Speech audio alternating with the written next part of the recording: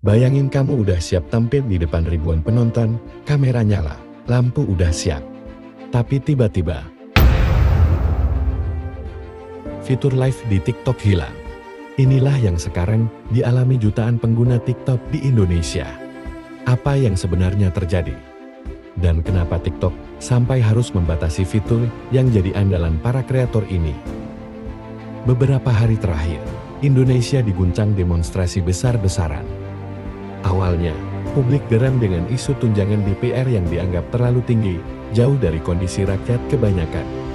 Kemarahan makin memuncak setelah seorang pengemudi ojek online, Afan Kurniawan, dilaporkan tewas tertabrak kendaraan polisi saat demonstrasi di Jakarta.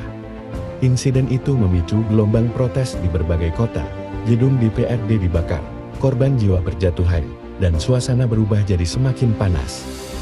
Di tengah situasi ini, TikTok mengambil langkah drastis, menonaktifkan fitur siaran langsung di Indonesia untuk sementara waktu. Alasannya sederhana, tapi krusial. Live dianggap rawan dipakai untuk menyebarkan provokasi, hoax, hingga ajakan kekerasan secara real-time. Dalam kondisi genting, informasi bisa menyebar dalam hitungan detik.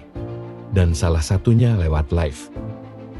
Daripada membiarkan risiko itu, TikTok memilih menekan tombol pause dulu. Namun, keputusan ini membawa dampak besar.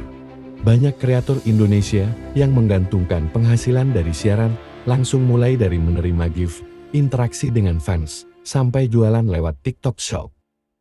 Tanpa fitur live, pendapatan mereka bisa turun drastis.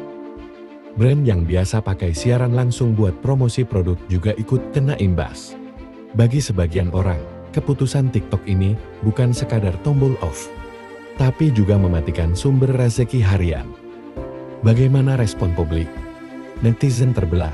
Ada yang mendukung langkah ini demi keamanan dan ketertiban, tapi tak sedikit yang marah karena merasa kebebasan digital mereka dibatasi. Pemerintah sendiri masih berupaya meredam situasi. Presiden Prabowo bahkan membatalkan kunjungan ke luar negeri demi fokus mengatasi krisis dalam negeri.